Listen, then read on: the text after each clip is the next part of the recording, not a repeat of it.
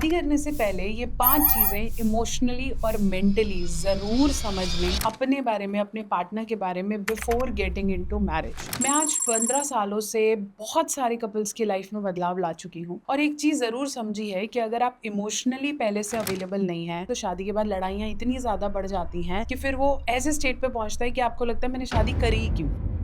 तो अगर आप शादी के लिए स्टेप ले रहे हैं, एक कदम आगे बढ़ा रहे हैं, इस पार्टनर के साथ डन करते हैं, तो ये पाँचों चीज़ें रेडी करो, अदरवाइज़ शादी में मत जाओ क्योंकि फिर वो शादी आपके लिए ज़हर बन जाएगी, आपको लगेगा मैंने क्यों करी है।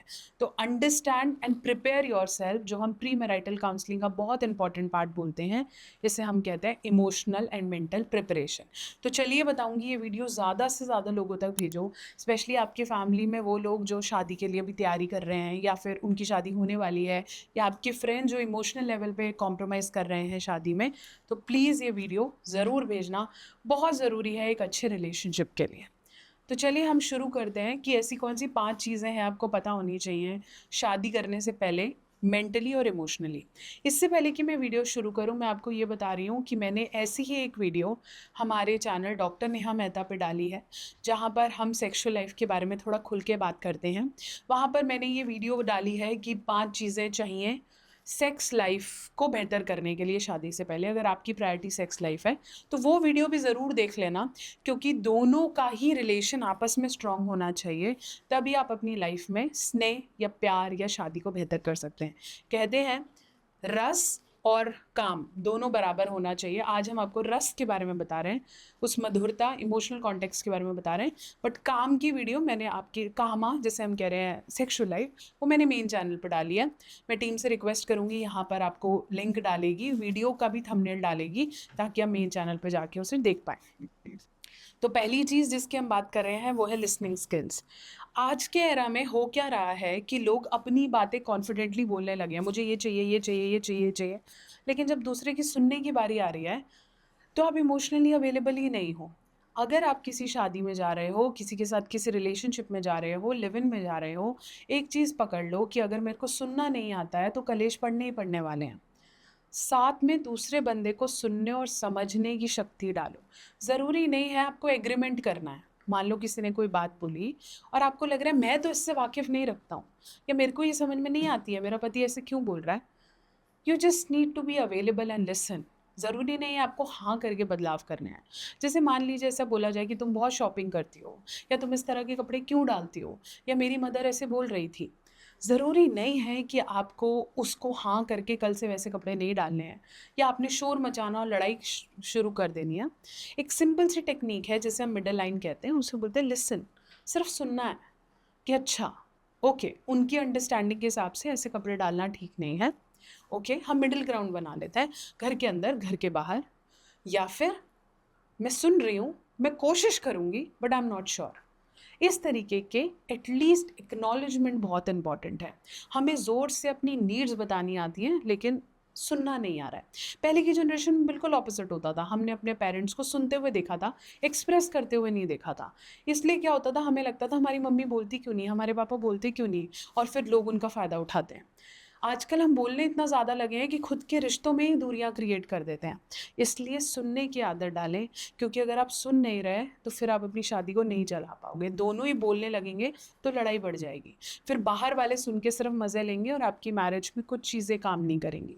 तो सुनो, समझो, एग्रीमेंट बहुत दूर की बात होती है। ओके। दूसरी चीज़ है एक्सप्रेशन, नीड्स का एक्सप्रेशन। इमोशन का एक्सप्रेशन, नीड का एक्सप्रेशन, दोनों उसमें आता है। मान लो आपको कुछ चाहिए, आपने कुछ मांगा और उसे नहीं दिया गया, या कुछ कहा लेकिन उसे समझ में नहीं आया, बोलो, उसे दबाओ मत। बहुत से कपल्स, बहुत सी वाइफ्स, बहुत से हस्बैंड्स या फैमिली में, दूसरे रिलेशनशिप में लोग दबा लेते हैं कि छोड़ यार, इसे बोलूँगा ये समझेगी नहीं, या ये बोलूँगा ये इसके लेवल की नहीं है, मुझे ऑफिस में स्ट्रेस है, इसे बता के क्या करूँ, या इसे दिला देता हूँ, मैं रहने देता हूँ। ऐसे बहुत से सैक्रिफाइसेस आप सिर्फ फिजिकल लेवल पे नहीं, इमोशनल लेवल पे कर लेते हो कि चल छोड़। और वो सप्रेशन एक दिन ऐसा बढ़ जाता है कि वो गुस्से के फॉर्म में निकलता है, और फिर आपके पार्टनर को भी लगता है कि ये तो पहले बात नहीं हुई थी, मुझे तो पता नहीं था ये बात ऐसे बुरी लगी है।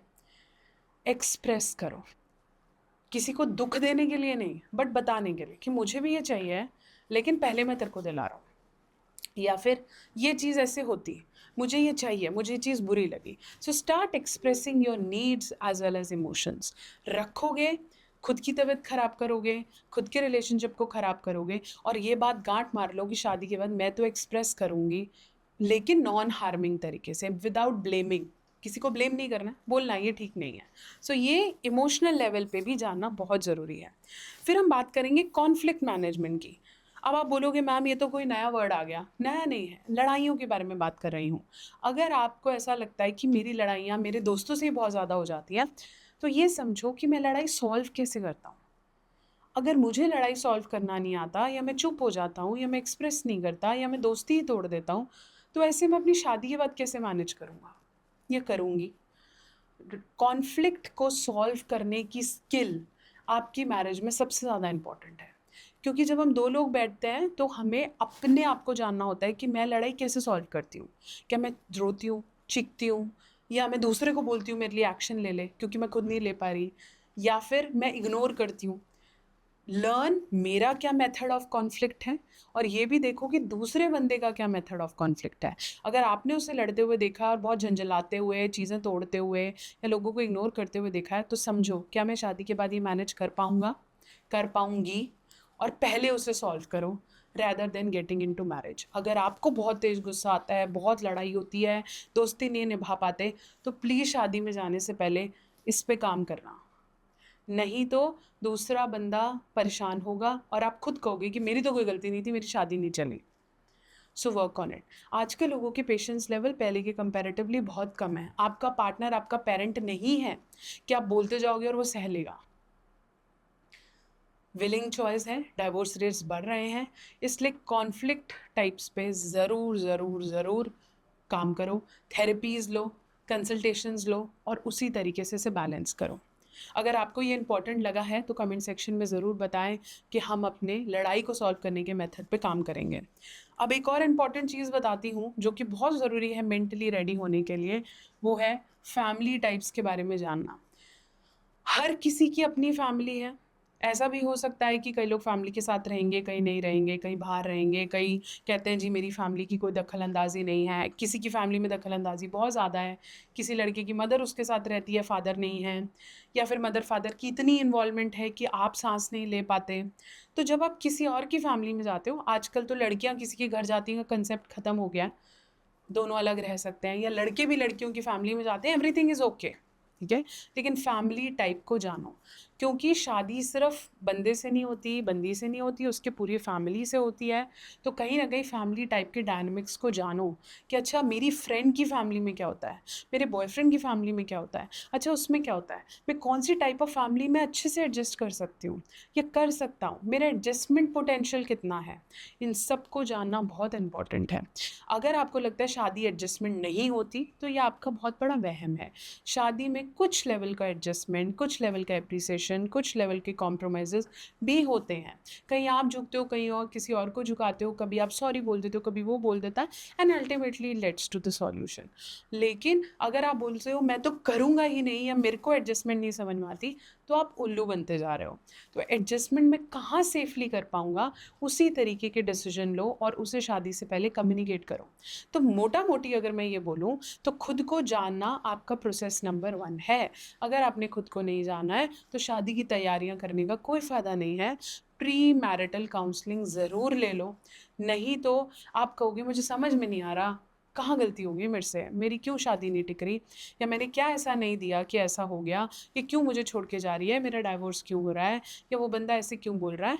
इट्स बिकॉज़ आपने इन सब चीज़ों पे शादी से पहले काम नहीं किया है। इसके अलावा मैं हमेशा बोलती हूँ इमोशनल आईक्यू बहुत इम्पोर्टेंट है। इमोशनल इंटेलिजेंस कहते हैं हम उसको दूसरी भाषा में। जैसे हम बोलते हैं कि पढ़ाई की इंटेलिजेंस, जैसे इमोशनल इंटेलिजेंस। मेरे को कितनी जल्दी गुस्सा आता है, मैं कैसे प्रोसेस करता हूँ, मेरे इमोशंस कैसे स्विंग होते हैं, अपने बारे में जानने की कोशिश करें। अगर आपके इमोशंस बैलेंस नहीं हैं, आप मेंटली वीक हैं, शादी के बाद साइकियाट्रिक मेडिकेशन लेनी पड़ जाएँगी, दवाइयाँ लेनी पड़ जाएँगी या शादी से भागना पड़ेगा। इसलिए अगर आप सोचते हैं 2025 ऑनवर्ड्स सारे लोग जो शादियाँ कर रहे हैं, इन पाँचों चीज़ों को स्ट्रॉन्ग करें, नहीं तो डाइवोर्स रेट्स बढ़ेंगे। सो मन को साफ रखें, खुद को प्रिपेयर करें और तभी शादी की तरफ जाएं। अगर आप मुझसे या मेरी टीम से प्री मैरिटल काउंसलिंग लेना चाहते हैं तो नीचे दिए हुए नंबर्स पे, लिंक पे क्लिक करें। आपको प्रॉपर डिटेल्स आ रही हैं यहाँ पर। यहाँ पे आप वॉइस वीडियो चैट के माध्यम से हमसे जुड़ सकते हैं। अपनी मैरिज से रिलेटेड कोई भी कंसर्न है, कुछ भी पूछना चाहते हैं, कोई भी डिटेल्स हैं, ये सब आपको यहाँ मिलेंगी। चैनल पे नए हैं, सब्सक्राइब कर दो। और एक रिक्वेस्ट ज़रूर है, प्लीज़ प्लीज़ प्लीज़ ये वीडियो अपने फ्रेंड्स तक ज़रूर भेजना, क्योंकि इतनी गहराई में बात शायद ही किसी को समझ में आती है। तो प्लीज़ भेजें। अगर आप उनकी शादी बचाना चाहते हैं या उनके लिए एक सजग स्टेप लेना चाहते हैं तो खुद भी ये वीडियो देखें और उन तक ज़रूर भेज दें। अगर फैमिली में बड़े ये देख रहे हैं, मम्मी पापा कोई भी देख रहा है, प्लीज़ अपने बच्चों को ये वीडियो ज़रूर भेजेंगे। चैनल पर नए हैं, सब्सक्राइब करें और ऐसी बहुत सारी वीडियोज़ के लिए बने रहें।